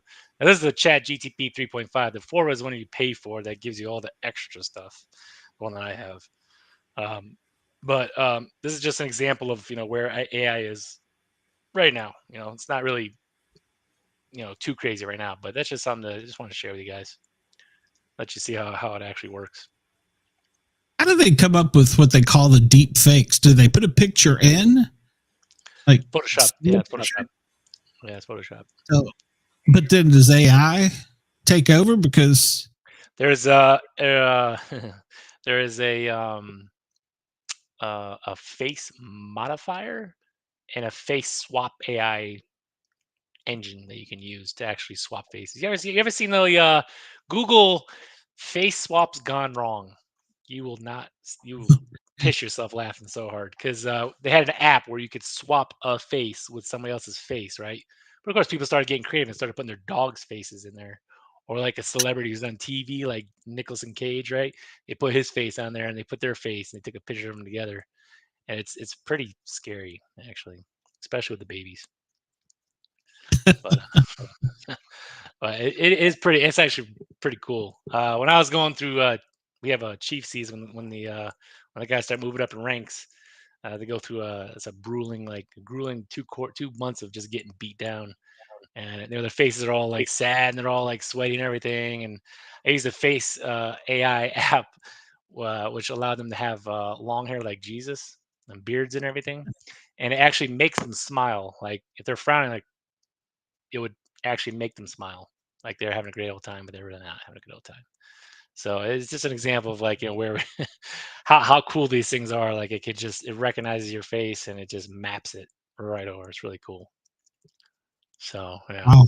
It's insane. Yeah, it's really scary, insane. That's why you see a lot of those, like, you do like UFOs and paranormal stuff, right? Yes. Probably 80 to 90% of those are fake. I mean, let's be honest, right? They're just photoshopping these things in. Like, look at this aircraft, this UFO, dude. I can literally see like where you drew the lines in, or like where there's a shadow missing. Like it's Photoshop. And then now we have AI. So now it's like, I just showed you how easy it was to like type a few words and say, generate this image for me. Go, right? Go. So Yeah. it's that easy. It's that easy. You know what I mean? Well, trying to find the image. That's funny. I don't even have it saved on my computer. Where I found the image of the cannon, and the state of Texas Star. We've been talking about it, and it's went on in our development phase, and now I've wanted to put a knife instead of a cannon through it because I think that would probably sell better. And here, I'll show you what it looks like. This is the one I'm working on right now. How do I share screen? I don't know how to share screen. Not run this damn thing. Come on, man. Don't be like Corey. You got this.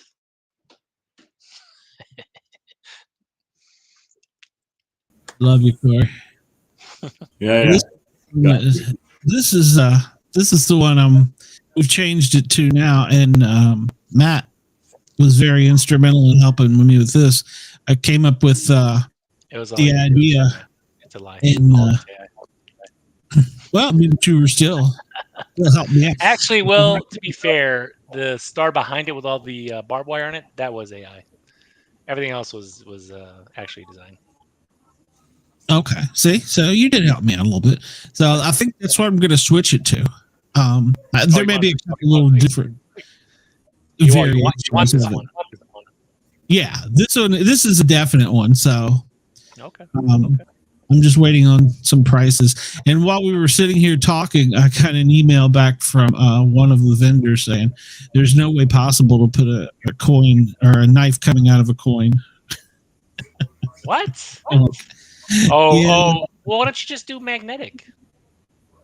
Well, that's what I thought. So Get the knife metal part, right? Put 2 magnets on either side, make them strong magnets, and you can be like, pull it off. That's what my contact said last night or night before when I reached out to her. Just magnetic, bro. I use She magnets. was going to use magnets. Yeah, just magnets, man. So that knife would come right off the star. That's the star one. Yeah. So, and then of course we determined that they don't know how to spell clump, or they don't translate clump very well. So, So yeah, I'm probably going to go with it. I was going to do both of them, but after I've talked to some people, and then Matt brought up tonight too that the gun ones aren't selling for whatever reason right now. I don't know. Did I show you the? Hold on a second. Let me share. Let me share my screen real quick, Glenn. I wanted to show you another gun. Did I show you the RoboCop gun? I'm not sure. I think so. Let me hold on a second. Let me pull it up real quick. Because this is an example, right? So I was showing this to everybody too, and they're like, "Oh yeah, like I would totally buy that. Like that's freaking awesome." I was like, "All right, cool." So on my website here, this is my website, Luminary Strike Design. I got it. It's in there. The reason why I say stay tuned is because a lot of people kept buying coins when they're actually not available yet. It's not available yet, right? So here it is right here. Yeah. Nice. So it'd be cool, right? Like it's the 1980 version of the RoboCop pistol. Like how cool is that when he's just tearing dudes down with like just right, just tearing people down, right? That's awesome, right? And I thought about making it, but you're looking at sales and it's like it's not a lot of people. The problem is that they don't know what to do with it. So if it's a gun, right? Like if you don't have a stand or it's gonna sit on the shelf or like away from other challenge coins, it's not gonna be popular, right? So that's one of the things I've been realizing when I'm doing my my latest designs is that I just need to stick back to basics, back to simple stuff because people just want stuff they put in their pockets or put in their shelf. Yeah. Corey, Chuck, are y'all working on one right now or? No, not right now. We're supposedly going to a new badge. So we'll wait for that to come out and debut. for all of us to wear. And then I think I might go back and probably use my first round coin and put the new badge on the round coin and send that out to people to sell and buy. So The Maybe like only, volume no, 2. no. Let me know if you need help, bro. yeah, the only other one is that simple one that oh, this ain't the right one. I gotta find it. But our kids won state in football this year. yeah. So it's Oh, like there's like congratulations. a cart on one side, and then it'll say Centerville High School the year, state champions, and on the back, it's just plain, but it lists all their names and their numbers. And so, That's cool. and the That's coaches cool. and stuff. So just something for the kids to But it's have. the school is Centerville and miners. So Centerville was really big in coal mining back in the 60s, 50s, 40s. So the coin is actually probably going to be shaped like a old Mining cart. mining cart sitting on a railroad Oh, tracks nice idea. That's nice. with the logo of the Centerville Miners on one side of it, and then the other side would be all the team players and names and numbers. So Yeah. That's cool. Yeah. kind of working a little bit on that. We'll see how far we go with that. And there's a lot of people, those small communities. Everyone goes to the games, like grandmas and grandpas, and they don't even have any kids in the schools, and they're still going up to the games and supporting the whole school. It's pretty awesome to watch. That everyone shows up. I love that community. I love that. Yeah. There's not enough of that. Mm. So You know, I can just guarantee you they would buy coins just because they would hold it. Yeah. They would display those coins. It means something to them. Yeah, absolutely. Yeah, like Absolutely. Barry was saying, a lot of things they're doing now with fire trucks when they're having new engines and stuff come in service. I've noticed that there's people who collect nothing but coins that are the shape of vehicles. Have you all seen that? The only one I own is Pensacola has a really cool cruiser, but I've started seeing a lot of different fire trucks, ambulances. Well, ambulances you don't see so much. I mean, I guess they're kind of plain and generic. It's a box on a truck, but you do the fire trucks now. I'm seeing a lot of that in the different type of police cars. So, in fact, one department I saw actually went back to, I want to say it was, what's the name of that town in Washington? Kitsap. They went back to the old bubblegum lights, one on each side of the bar. It was like a 58 Ford Galaxy or something. And they made that one. And then they made like their modern one. And then they made the most recent one, which is, I think it's, what is it? The Dodge SUV. They put the canines in, whatever that one is. So, yeah, I thought that was pretty cool. Georgia State Police also has one. So, have you all seen the Georgia State Police? They got in trouble for it, but the fuck around and find out. Yes. That's everybody. I'm in Georgia and couldn't get the damn coin. I was so mad. That one sold out pretty quick. So And the video along with it was great. That's the best part about challenge coins, man. You can do whatever you want, man. It's like there's no holds bars, man. Do what you want. It's your coin, man. I love it. We'll try to do one for like 'cause we're firearms instructor for work, but I think it'd be cool, like for like a Top Shot prize, some sort of a challenge coin or something. But I just haven't really put one together yet. So I'm going to show you this coin. I don't know if you guys seen it or not. It's an Oscar Mayer Wiener coin. Have you No, seen I it? have not. Okay. You So would, Corey. You'd show it. on the bottom, on one side it says Oscar Mayer. It's shaped like the Oscar Mayer Wiener car. And on that same side it says, "Do not touch the wiener." And it's Oh man. literally- Man. Look at that. okay. I'd probably buy that. Yeah. That's a beautiful thing right On, there. on the other side, It says Cadillac Converter Task Force, Narco Warrior. So that the Wienermobile was in some town, and literally the Cadillac Converter got cut off the Wienermobile. Oh my God. They filed a police report because of it. And ever since then, this coin I want this coin so bad. So yeah, they just designed a coin for, yeah, right. If anybody out there has a way of getting a hold of the Wienermobile coin, let us know. I think you probably ISO Wienermobile coin, go. Yes. Yeah, that's another thing we should do. We should have people come on and show coins that they're in search of, or call in and send me the picture, and I'd show the coin, put it up, and we'd hook them up because, I liked any of the coins that are Bigfoot related. Well, Yakima, I think it was Yakima. Somebody, it was FBI out in Washington or somewhere, had this really cool one, but you had to know someone to get it. And so it took me a while, but I finally got in touch with somebody and got it.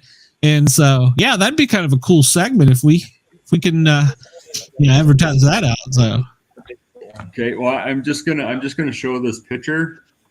I'm not gonna say any words because you'll have to beat me. Okay.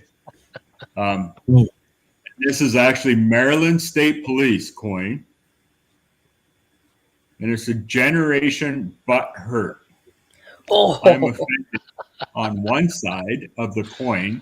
Oh my God. And then the other side of the coin, there's a certain part that glows. So I'm just gonna hold this picture up. Yes. I love it. Corey modeled for that. I want this coin. Okay. Yeah, Andy, have you seen that one? I have not seen actually, that. no, I haven't, but I've heard about it. Oh, Yes. Andy, your Maryland could hook him up. The one part glows. I can't imagine. That's funny. Can you imagine trying to translate that? Yeah. We'll just keep it PG. AI, make it. Yeah. Run that through AI. See what happens. All right. Put it like a cat between the legs. Yeah, I was gonna say, Matt, does it do that type of thing? I don't know. I think it might be irresponsible. Does it know who it's dealing with? No. Yeah, man. It's actually, you can Google the people have done some AI. Like it been pretty messed up. Like NYPD created this coin. This is another Yes, coin I'm seen in that. search of. I don't know if you've seen that one. There's a guy that also has the first name of Glenn that is on my Facebook. Find him. I think he's the one that made that one. Says tap that ash. Yeah. They're a cigar group. Yeah, they're a top cigar group. Yeah. Go to my Facebook and find my other. His name is Glenn, and I think he's in New York or he's up north. And I think he made that one because that's how I met him. And he also made one that was a cigar that opened up and was stuff inside of it. Yeah, I don't remember what it was. Yeah, he's done a couple. He's he's got some pretty bad, but it's a cop cigar club that started it. Really? So I'm like an honorary member, but I never do anything. So because he asked me for help on a design once. So, but that and we got the same last name of Glenn or first name of Glenn. So That's another coin I'm looking for. El Chapo.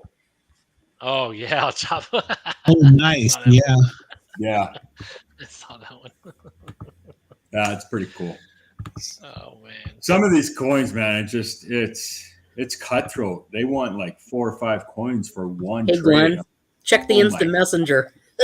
I just my posted a God, picture. Really, Andy? Oh, dude! Oh, did he find Golden it? challenge coin. It's on eBay. What? No way! Yep.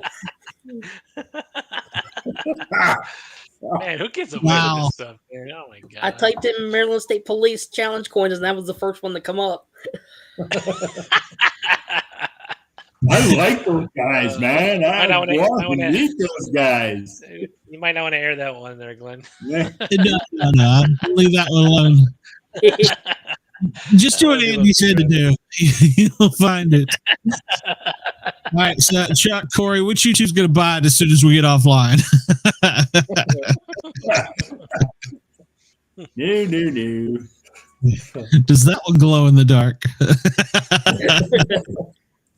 Hey, that might have been a good one for glitter. One of the ladies that was trying to draw my star, just the tip, just the tip. Yeah. Was trying to draw my star with the wire. She goes, "Well, I can make it look rusty. We'll just put glitter on it." And my reply back with caps was, "No glitter." Yeah. No stripperness for me. You were talking about Chuck. You were talking about one for firearms people, instructors. I saw one that was a gun sight, and I don't know how they did it, but one side looked like it was glass, and when you flipped it over, the other side you could actually see through. So it was like a two-way mirror, and it was a target. Cool. And, it said whatever, NYPD, whoever it was, around the edge, and it had like the crosshairs. And one side, it was a mirror where you could see like their department patch or something. But when you flipped it over, it was crosshairs that you could see through, like if I was holding it up to you. Huh, that's cool. I don't know how they did that, but that was pretty badass. I thought that's whoever come up with that was a good design. So that'd be cool. That was awesome. Yeah, I don't know how. I did draft up. Hey, Glenn, check your private instant message. I believe I just found something for Corey. Oh, Lord. God. Oh, where did you find that? It's on under eBay for Maryland State Police. Everything's got everything on eBay. Wait, yeah, Corey, check your coin is. Yeah, I saw that. That's a nice green. But how much do they want for it? Let me check. That's the thing. Some people put these on there and like, oh, I'll sell it to you for $200. Yeah, right. Yeah, they had an ATF coin like that I was looking at, and the guy's like, I could sell it on eBay for $300, and I was like, well, then do it, because I ain't paying that. Do it. Exactly. And that's another reason I wanted this show is so because you can't trust some of these people out there now. Come on, show your coin, show your stuff. Yeah. Don't be chicken. We'll put you on here. I'm not afraid to bring anybody up, and even if they get raunchy or something, I can hang up on them. But still, and that's what I want. I got my little button here somewhere. So, well, we talked about this, Glenn, because I was telling you that for the military side, they make a lot of money selling coins at like events. And it'd be nice to have like a virtual coin fair, if you will, where people would just join in. They can come and go as they want, and they join these like virtual booths where they can like shop, right, for any coins that you got. But it's live, like you could see your face, you could talk to the person, right? You can show it off like QVC. That would be cool. It's not on eBay; it's on Amazon. Oh God, even worse. Oh, God. How do you get on Amazon? Come on, Jeff Bezos. That's funny. Yeah, and we should start doing that before the shows. Upload to either Matt or I pictures of coins you want, and we'll put them up there. And, get your QR codes, get your links, and all that stuff. We may have 20 people watch us tonight, but before the week comes back around, we'll have over 100 watches. So it's not like the show's going anywhere. So you never know. Yeah. I like the Bigfoot coins, and there's some like there was actually I bought a Navy one that was out in not Maryland, Tacoma, Washington, and it is their badge. And when you flip it over, it's got Bigfoot carrying some type of special weapon, and he's got a canine. And I asked the guy, I was like, I want one of these, but not military. And he's like, okay, I'll sell you one. And I explained to him, I caught Bigfoot. And I said, what in the world? He goes, oh, well, Bigfoot's on our base, and that's one of our special weapons. And we got the K9 training school or something. I'm like, that's badass. Do you have the Yakima Bigfoot FBI one? No, I think it's the one I haven't been able to find yet. I'll take a picture of the one I have. I have an extra Bigfoot one. Okay. I don't have much to trade police-wise, but sure, I'll get I'm not picky, man. I'm not picky. Okay. Well, some people like I started, I was only collecting fire, but over time, I've met officers and had them give me coins and stuff. And so, yeah. If I can take a story behind it, of somebody that I met or whatever, that's what I like to collect the coins for. Exactly. It means something. It means more. So it's got more than just a value to it. Right. No. And we'll let Andy be our Google searcher to find all the odd ones that we can. He likes looking for penny ones. So. That one right there. It's that one. There you go. Boom. FBI. I'll check to make sure, but I think that's the one I don't have. I'm pretty sure. That's one side, and then that's the other side. Yeah. Okay. If I don't have it, I know I've probably got a Philadelphia FBI. I'll send you. Yeah, just message me if you don't have it. Okay. Yeah, I can do that. But yeah, we need to do that and get people in here. I want this to start rolling. I know we're only on show 4, but we're funny. It's a popular topic, and people are liking it. So I'm proud of us. And I don't know where you guys are advertising this, but it's working. So please keep it up. I love you. Love you a long time. Glenn, we got to do AI one, right? I do an AI one, and we got to do this VR. VR, virtual reality. Yeah, virtual reality. Because there's a lot of things coming up, and it'll spark a lot of topics, especially on that stuff. I mean, I know it's not really challenge coins, but when I stream from a little bit, that's something I'm thinking about. Well, hey, I can have you over on my other show. Matter of fact, I might need you on my show. I saw somebody cancel it. I haven't read the email yet, so I may need somebody to come in and fill in. So we could do that. And hey, that'd get you out to 1 million people. I was going to look and see. I booked somebody for next week. And I believe, I can't remember if it was Corey or Chuck. One of you said that you had already dealt with this Protecting the Blue, Miss Susan Smith. She's coming on next week. You all met her? Or? Okay. I haven't met her. Reached out to her and told her what we did, and she actually mailed Chuck and I both coins and stickers. Mm-hmm. Yeah. Wow.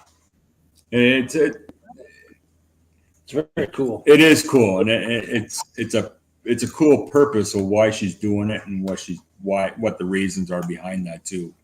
And it's one of those coins you just kind of carry with you. It's one of those protector type coins. There's a lot of meaning behind it. Like even my kids, they both got me the St. Michael coin on one side, and then the other side it says, my daughter has always given me a saying, "You're my hero. You're always my hero. I'm your forever baby girl," or something like that. But I carry those 2 coins in my vest when I go out in the field. It's tucked in my vest. It's out of the way, but they're always there. So, yeah. Well, in the fire service, we have a tradition. We will put things in the top of our helmets. We'll mount them in our helmet. And the theory is, God forbid, that you carry your family with you everywhere, but if for some reason you're trapped in that room and you're going out and there ain't nothing you can do about it, take your helmet off and look at your family. Yeah. So, and I mean, it's a grim thought, but yeah, we all did it.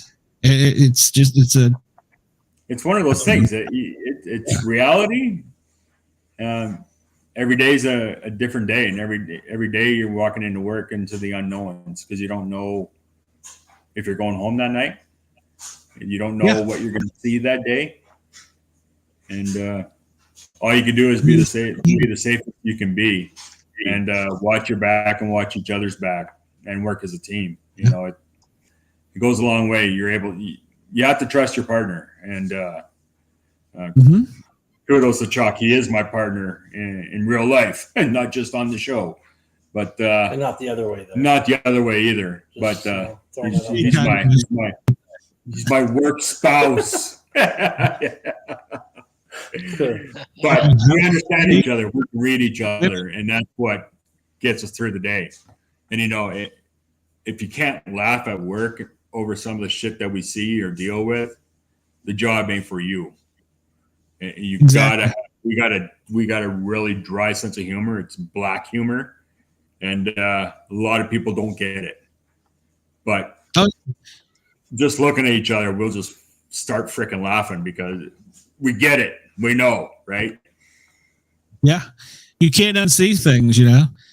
And well, like I was telling Barry about that, I'll call him a kid, but he was watching the computer screens. You know, they're looking for speeders, shoplifters, whatever on all the cameras through the city. He saw mama and baby wiped out in wall size right in front of him. You know, so you don't know what you're going to see. So you can't unsee things. So yeah, especially when there's your partner. Like if Corey's not around or if I'm not around, we can pick different people to go out in the field with in our office. You know, there's one guy in our office. Joke is he always says, "I need your help for 5 minutes." Well, if he tells you that, you're done. You're done for at least an hour and a half. Yeah, right? and we went into that, and the end of that day, you know, hey, come help me for 5 minutes, turned into a shooting.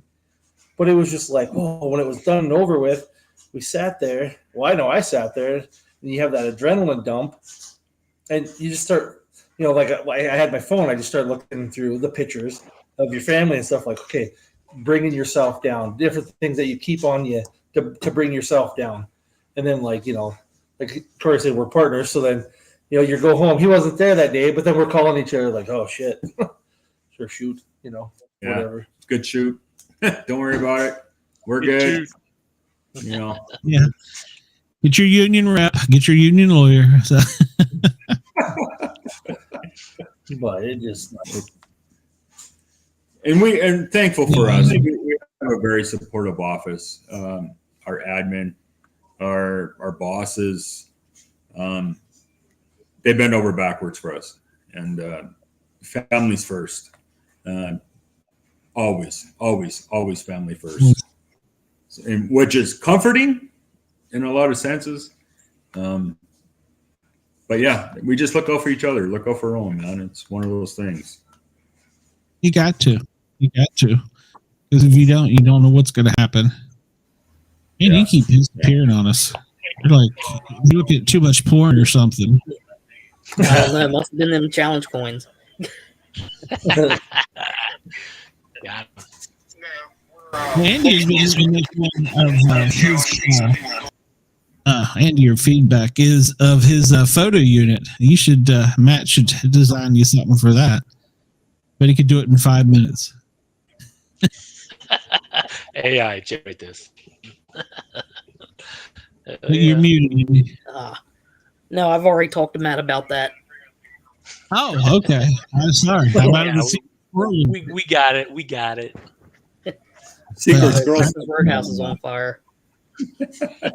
Oh, you got a house fire. No, Texas Roadhouse. Is it really on fire? Yep, they got smoke coming from the building. Oh, Fire in the walls. Oh yeah, that's going to work. Somebody's got to cook a steak. Yeah, that one's well done. So. Yeah. You know, I've been on some fires in some commercial businesses and stuff like that. You would think all that steak or whatever burning smells like ass. I mean, it doesn't smell anything like on the grill. Yeah, exactly. Okay, so you got a story here? I don't know. No. Corey, do they make firefighter gear in your size? Because you could do some serious overhauling those buildings, tearing shit up. In Chuck? I'm sorry, Chuck. Yeah, they do. Yeah, it's called the Titan Army Store. No, I used to be on the volunteer fire department here in our town. So, that oh yeah, Okay. they make them big enough. All right. No, you got to move your name around because when I'm just off top of my head thinking, I know who you are in real life, but I'm reading down there. So you got to switch your names around or move your chairs. I don't know, do something, but you confuse me. We'll make sure that's done next week.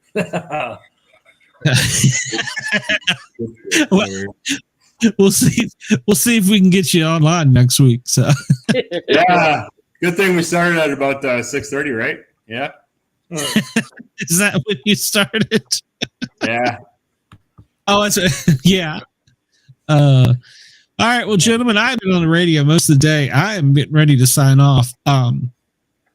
Matt, you got anything coming up? But I might talk to you seriously about being a special guest on a show. I've had somebody cancel. So. Yeah, man, just let me know. I got you, bro. Just give me at least like a 48 hour notice, and I'll be good. We'll work it around. Okay, cool. You got anything cool coming up or coming out in the next week that you want to talk about, or keep us next week? Let me think. No, not yet. Just things in the works though. I do have a Teenage Mutant Ninja Turtle coin coming out eventually. Ooh. All right. It's a Chief inspired. It's on the. I was just on that thing too. Oh man, let me do it real quick.